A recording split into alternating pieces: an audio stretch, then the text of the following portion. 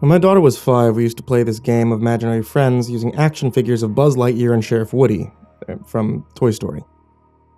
Afternoons spent chasing robbers that wore spacesuits and taking down Emperor Zurg over and over again. One time, though, she wanted to play a different game of pretend. "Can you be me?" she asked me in her Lilo and Stitch pillow fort one cold December night. "Well, then who will you be?" I asked. She thought about it long and hard for a 6-year-old. "I'll be me too," she decided finally. Standing there in the room, staring at an exact duplicate of my baby girl, I couldn't help but think back to that time. My Aubrey's always had an active imagination, but this wasn't make-believe. The girl sitting on the edge of her Moana bedsheets was flesh and blood. This was no game, and I knew that the stakes had been raised thanks to a dangerous and dark streaming service that mimicked Disney. "What's your name?" my wife asked. She got down on eye level with the child. "Mom, it's me, it's Aubrey," she replied. The other girl gripped my hand tighter. "She's lying! I'm Aubrey! Who is that?" Jen, we have to do something," I told her anxiously. After the bizarreness in the den, I just wanted this nightmare to end. My mouth was dry and I felt helpless. Motherly intuition couldn't help here.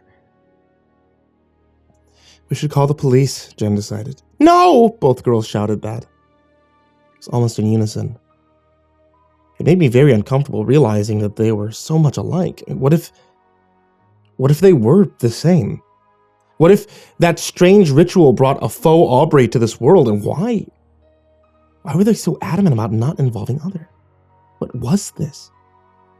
Was it because of that stupid streaming service? It felt very strange to imagine the things that we had seen that night, but I had to accept that we didn't have an answer for this sort of magic.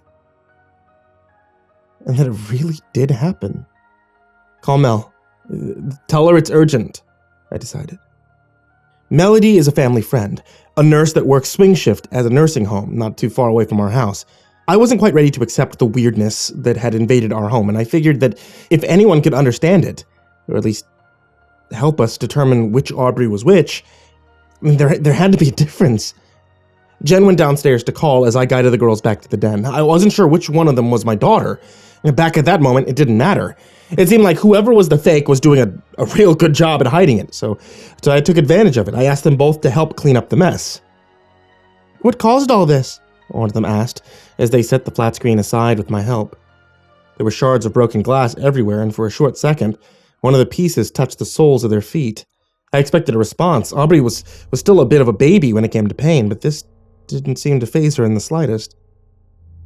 And then when she saw my reaction, she winced and acted hurt. I made a mental note to watch that one closely as we started to sweep up the other shards. I wasn't sure if it was a good idea to mention the events that led to the TV's destruction, so I simply kept them busy with chores. In the busy work, I was having a hard time remembering which Aubrey had reacted differently, and I cursed myself slightly for being so tired. The girls seemed not to mind doing the task, though, and once they were done, and Jen told me Mel would be there in about an hour, I used that time to get them both a glass of milk and grab tablets to keep them awake until she arrived. I didn't want them out of my sight either. They sat on the love seat opposite where the TV had been, turned on their devices simultaneously as I paced the kitchen. "Has either of them done anything, weird?"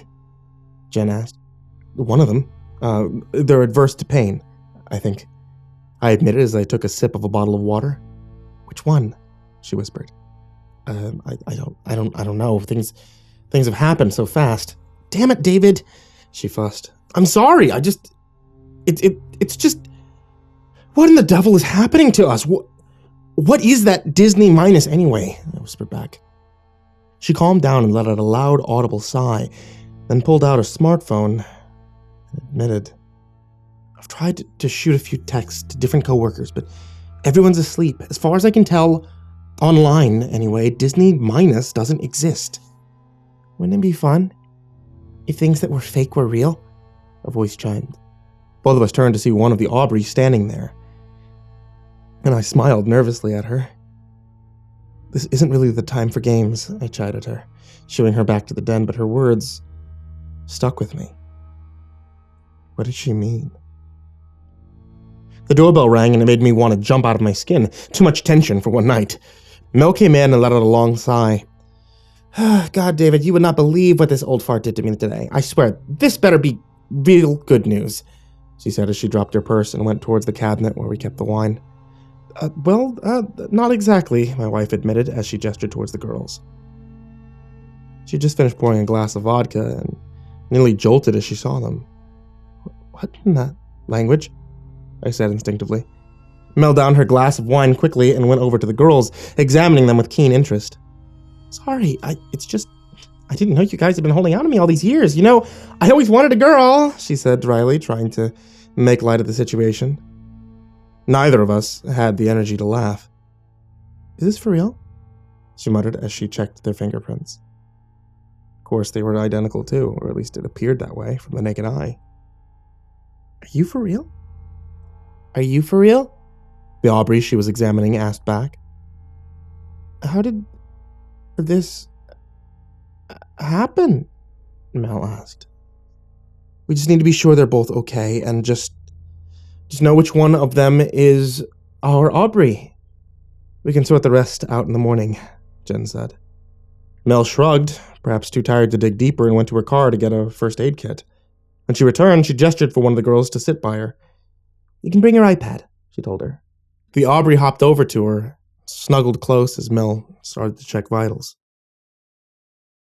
I tiptoed over to the counter, my eyes on the other Aubrey. What happens if this doesn't work and we can't tell the difference? I whispered. We'll think of something, Jen responded. Mel and Aubrey 1 were chatting excitedly, the girl showing the nurse something on her tablet. There was this soft, slightly off orchestra music that caught my attention. I saw a flicker of a familiar-looking bird across the screen of the girl's tablet, and took a closer step. It resembled the endangered species from Up, except all the colors were inverted. They hadn't started watching it yet, so I had a chance to read the description. Down. After removing his son from the womb of the vessel, an ailing father goes on a journey to revive the sky. What the... We probably shouldn't watch anymore. Don't want to distract Mel, I said with an anxious laugh. My friend swatted my hand away. Don't be a helicopter parent, David. The movie began similarly. Awkward boy meets adventurous girl, but it didn't stay the same for long. The Carl character wasn't shy, but extremely stalkerish towards Ellie, excessive over keeping her. When she rejected him, he killed her. And then he inflated her like a balloon to keep her preserved. It was mortifying to watch, but impossible to look away. Let's take that away, and I began, but this time Mel was more insistent. We need to finish the release, she said in a monotone voice. I looked at Jen, unsure of what to do. Was this affecting Melody now? The faux Carl took his bride-to-be and tied her to the house on the porch, watching as the stretched skin of Ellie was sucked into a vacuum. And then, out of nowhere, the cartoon old man whipped his you-know-what out, and I instinctively grabbed the tablet away. And when I did, I saw that Mel's eyes had turned white. Believe the oblivion. Return its birth. Return glory. Honor the dead, she said, rising up. She didn't resemble my friend anymore. Instead, her skin looked computerized. Like the Ellie on screen. Mel, snap out of this, I said anxiously. She opened her mouth and chuckled a wide, strange metallic spider crawled out. It was that strange toy from the first Toy Story movie, the baby with the spindly legs. Its lifeless eyes looked towards me as it crawled down her body and started towards me. Then Jen reacted, grabbing a knife and slamming it against Mel's fist. She shrieked. It didn't sound human, but just to confirm it, her entire head swirled towards her like a moldable clay. A strange stream of strange substances stretched out from her widening mouth towards her. Suddenly, both Aubrey's were on their feet, their eyes showing more glitched films, and one was a deranged version of Thor, and the ripple in space and time spread across my daughter's pupils as her own skin seemed to peel back. Neither of these girls were mine, neither were human. From amidst their skin, more strange miniature horrors crawled out. Dark dwarves crackled and screeched towards us. Jen grabbed a fire extinguisher from under the sink, and without hesitation, she began to douse them just to confuse the trio as I reached for that knife. I slammed it into Mel's skull once, twice, until she was lying still on the floor. Her body twitched and the girls swarmed me. They had attacked me, and on the ground I could hear the most demented version of that Mickey Mouse Clubhouse begin to play. You know, the hot dog dance, thinking about that was just a demonic version of it. They were trying to open my mouth, make the dwarves crawl in, and I thought for sure I was going to die. I was going to die listening to that insane music, and then Jen came in. Jen came in with that old hunting rifle, and I instinctively told her to stop. One of these was our Aubrey. And then I realized it couldn't be. Not the way they were acting. This was a threat, and we needed to stop it. She let a bullet smash through both of them. Both died instantly and fell on top of Mel's body, and the music slowed to a halt shortly after, and I stumbled over to my wife. Even though these weren't Aubrey, it was still difficult seeing even a mimic like this. That went well, she said, sarcastically, as she wiped sweat from her brow.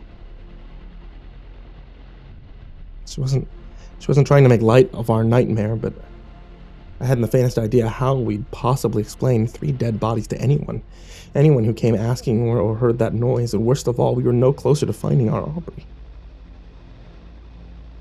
We stood very still in the room trying to figure out where, and then we heard the faintest cry for help.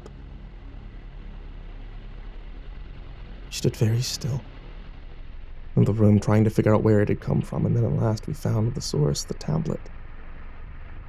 Jen picked it up slowly, her face pale and trembling. I went to see what the problem was, and I found myself at a loss for words. There on the screen was what appeared to be a scene straight from Guardians of the Galaxy. And pounding on the glass, trying to escape the electronic device, our daughter.